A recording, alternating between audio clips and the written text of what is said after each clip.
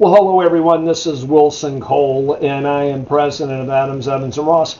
And I want to visit with you about something that we hear fairly regularly, and I wanted to give you some delineation on how, from a collection standpoint, what makes the difference between a company, a proprietor, a corporation, an LLC, and an individual.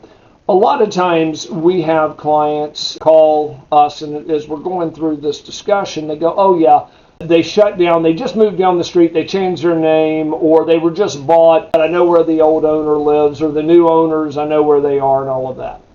We always have to pause because 99.9 times out of 100, there's not going to be anything that we can do for them, and let me explain why.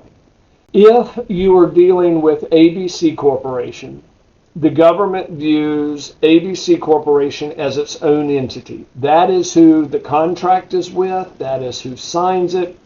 The president of the company signs whatever, but they're signing on behalf of ABC Corporation. If ABC Corporation sells to another company, they can do it one of two ways.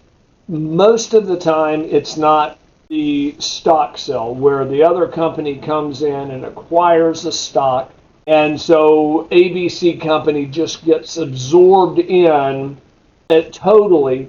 They buy the stock, so all the contracts, everything is perpetual. Sometimes this happens with larger companies. Sometimes this happens with companies that have contracts that would just make it a little bit more difficult.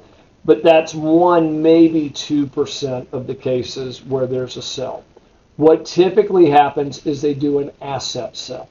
And the reason they do an asset sale is to where they're acquiring the assets, but the liabilities, the creditors, any unpaid taxes, any of that bad stuff that could come and attach itself to the new company, they do an asset sale. So the assets transfer to Z Corporation, but the debt and all the liabilities stay with ABC Corporation, and they just sold off all their assets. Their principals just got paid. They're down in the Bahamas drinking Mai Tais and enjoying the funds. But the corporation that still owes you, even though they're still in business, they no longer have the ability to pay their debt. So they're going to sit there idle for 6 months or a year, and either they'll file bankruptcy. Most of the time they don't even file bankruptcy. They just simply dissolve and cease to be. The reason corporations have existed since the 1600s is to shield individuals, you and I, from personal liability in dealing with businesses. That's one of the key elements of why corporations and LLCs exist. So if a company goes out of business, if they sell, or if they close down and go open up a new company, the old company is dead. That debt does not transfer. Now, if the old owners move down the street, set up another company, that new company doesn't owe you. Sometimes we can attach, claim that it's a continuance of business if all the assets miraculously show up in that new corporation. But that's a little bit of a reach, and I can tell you for $5, $10, $15, $20,000, the attorneys are certainly not going to do that on a contingency basis.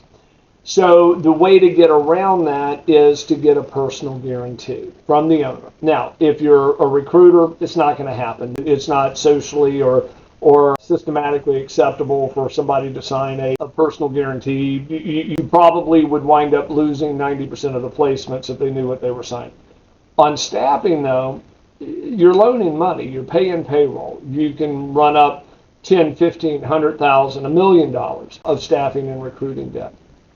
So my suggestion is, if you're doing staffing, if you're doing contract, if you're doing anything where you're actually funding the money, or you're guaranteeing, a lot of folks don't realize it. They say, well, I've got a funding company that handles all that. Funding company may dabble in it, but they're not really too concerned about your customers, because here's something that you may or may not know. They probably have a personal guarantee and a UCC one on your company and a personal guarantee by you. So if that debtor doesn't ever pay, they could care less, because it is not going to transfer, or it transfers up to you. So just make sure that you use personal guarantees, and also realize if a company goes out of business or if they change their name, They're not changing their name. They are setting up another company, in most cases, to sidestep debt. Sometimes we can help, but more than not, we're not going to be able to assist you on it. So you want to move quicker when it comes to debt on those type of scenarios, and then just use best practices. Use personal guarantees, check their credit, and things along those lines. If we can help you with collections, please visit our website at staffingdebt.com. Hey guys, it's Wilson again, and this video was brought to you by Adams, Evans, and Ross. And if you like the video, please make sure that you click on the subscribe button and also like the video. If you have any questions or comments, please leave those below as well. If you'd like to learn more about our company, please visit our website at staffingdebt.com. And also remember, if there's no collection, there's absolutely no cost at all.